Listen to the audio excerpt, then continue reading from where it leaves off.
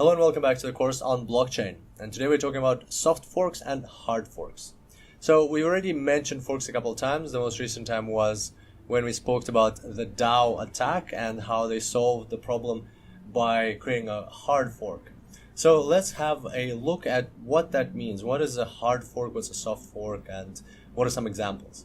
So this is what happened back then.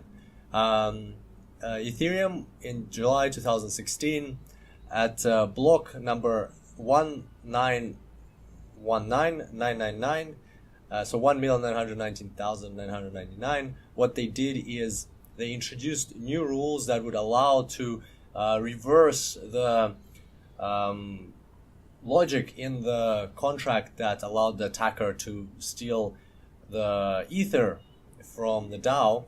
And what that meant is after that, that turned into a hard fork, and basically we'll talk about exactly what a hard fork is, but after that the Ethereum chain continued and they reversed the funds and returned them back to the people that contributed them and closed down the DAO.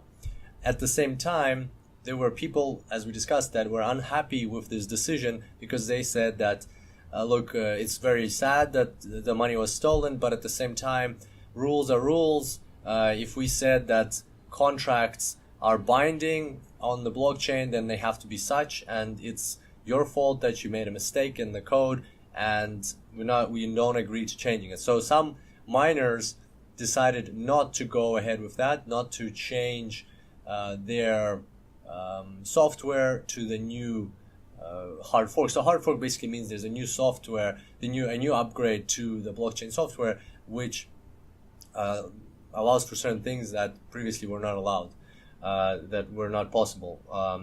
And so what happened then is the chain, those miners that continued mining the old way that didn't upgrade, they split off. So they split off into their own version, and that version is now called Ethereum Classic.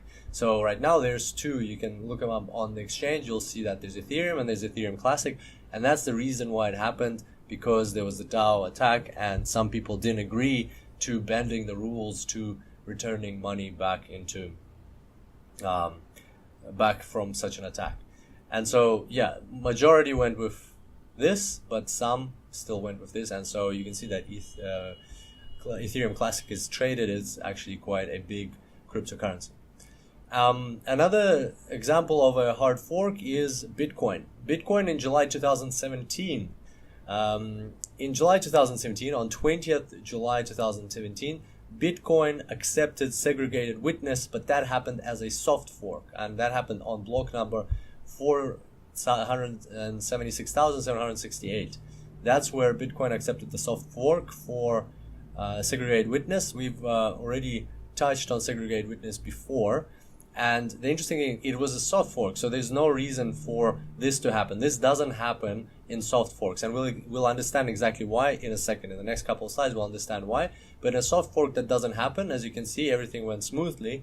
However, there were still people who were unhappy with this decision to do segregated witness, because they thought that doing segregated witness is a way, like, favors people who want to treat Bitcoin as a digital investment, or rather than a transactional currency, because segregated witness doesn't increase the block size. So there were people who before segregated witness were arguing that we shouldn't have, remember segregated witness, what it did is it stripped out the signature from the block and put it into its own messaging system, meaning that now effectively you can put 2 megabytes or between 2 and 4 megabytes of transactions, or 2 and 4 megabytes of transactions into a block, even though the block size is still 1 megabyte, because out of those 2 and 4, the signatures will be stripped, and the core transactions themselves, they're only going to take up still less than 1 megabyte.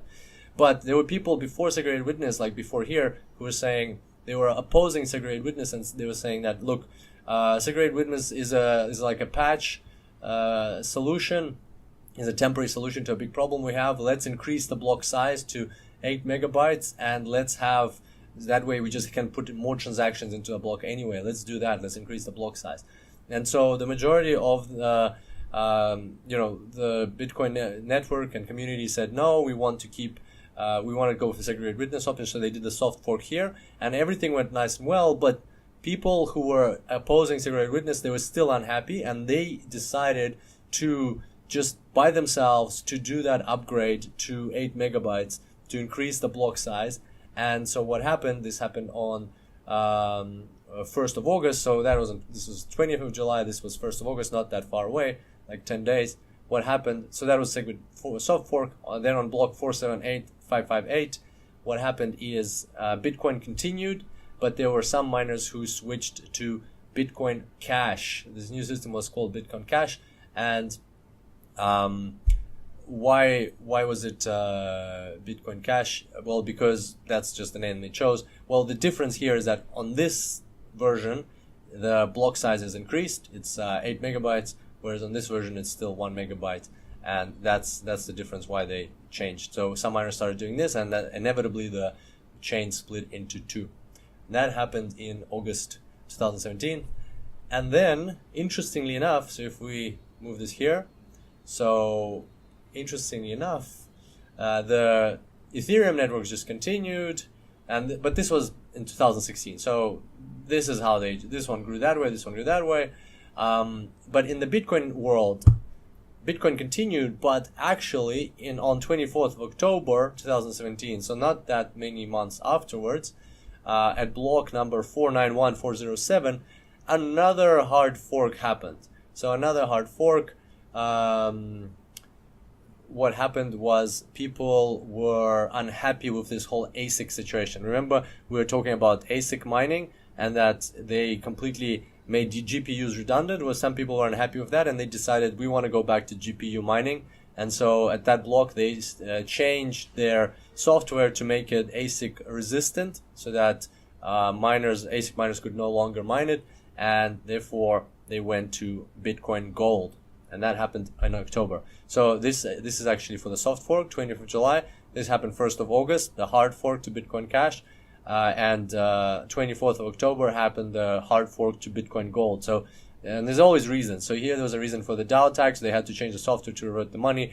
Here, Bitcoin Cash was not happy with SegWit, so they changed their software to increase block size to 4 megabytes. And because these are not compatible, inevitably the chain split. And here, the reason was these miners were not happy with mining with ASICs, because ASICs are very expensive devices. They wanted to just continue mining with GPUs like back in the old days, and so they just split off and they changed their software to become ASIC resistant, like Ethereum hashing is ASIC resistant, and so they split off into Bitcoin Gold. As you can see, this can happen very freely because it is a distributed system, so the participants decide its future for themselves, and if somebody's unhappy with something and there's enough support for that cause, they can just split off into their own network and start, their own blockchain. No, there is no central authority to say, no, we're not doing this, or this is not allowed. No, they can do whatever they want, and that's the beauty of the system. And so maybe after some time, some of these forks might be turn out to be people stop liking them, people don't want to mine them, and then they'll just die off, or maybe they'll continue growing, or maybe they'll grow something big. Like Bitcoin Cash is pretty big right now. So that's how this thing works. Couple things to mention here. So first of all, we'll talk about soft forks just now, and we'll talk about hard forks as well. The thing I wanted to mention here is that if you own funds before a hard fork like this, first of all, let's start with this. Hard forks don't have to result in a split. So they only result in the split if there's people who are unhappy with certain things. So for instance, in Bitcoin Cash, the people wanted to go to 8 megabytes. So if the whole Bitcoin network just went to 8 megabytes, everybody would go down this route, and it would be just called Bitcoin, but it would go like that way with 8 megabytes. And so the fork, a hard fork, it's a term that is references software. So they're forking the software, not forking the chain. So there's a soft fork of the software. There's a hard fork of the software here, but as you can see, it results in a physical fork of the chain simply because there are people who aren't happy with the way the hard fork works. So in reality, this is the hard fork. The software is the hard fork. But what we do see is we actually see a physical fork because some people chose to stay with the old version. So that's important to understand that forking it's a GitHub common term that is referred to making a copy of the software. And if it's a soft fork, we'll discuss it's one thing. Hard fork, we also will discuss it's a different thing. But it just happens that if there are people who are unhappy with the hard fork, then we'll see the physical split in the chain. So the term originates from what we do with the software, not what we do with the chain. The other thing is that if there is a physical split in the chain, like we see here, if you own funds at the start, like here for instance, of Ethereum, if you own Ether, and there's a hard fork like that, which actually results in split of the chain, then you will keep owning. So let's say you own 100 Ether here, you will own 100 Ether here, but you'll also get 100 Ether Classic. Why is that? Well, because the Ethereum chain is this one, but the Ethereum Classic chain is not just this little bit, it's this whole bit all the way up to here. So Ethereum Classic actually has the exact same history up until this block as Ethereum. So any transactions, any mined currency that happened before the split will be present in both chains. And that explains how the hacker could steal, somewhere here they stole from the DAO, they stole 50 million worth of Ether, and then that amount got reverted back to the people of the DAO, the investors of the DAO. They got the money back, but then the hacker also walked away with 50 million worth of Ether Classic in the end. How did that happen? Well, because of this fork. Obviously, when the hack happened, like it was $150 million. The hack happened, but it was all in Ether. Another thing to understand is that it was all in Ether. So as soon as the hack happened, the price for Ether dropped because, there was uncertainty. And so then it also split. So the prices change here. So maybe at the time of the fork, it wasn't as much as, he actually walked away with $67 million. It wasn't as much as that. That's according to the Bloomberg article that we mentioned previously in the previous tutorial. So at some point, the Bloomberg article measured it to be $67 million. It doesn't mean it was like right there it was that amount. But the point is, that's in terms of dollars. But in terms of Ether, yes, the amount gets duplicated. So the amount that was hacked got duplicated. Here it got reverted back to the owners. And here it stayed with the attacker because the new rules were not adopted by Ethereum Classic. In terms of Bitcoin, same thing. If you own Bitcoin here, if you owned one Bitcoin before 20th of July not before 20th of July, before 1st of August 2017, because 20th of July was over here. This label should be over here. This is 1st of August 2017.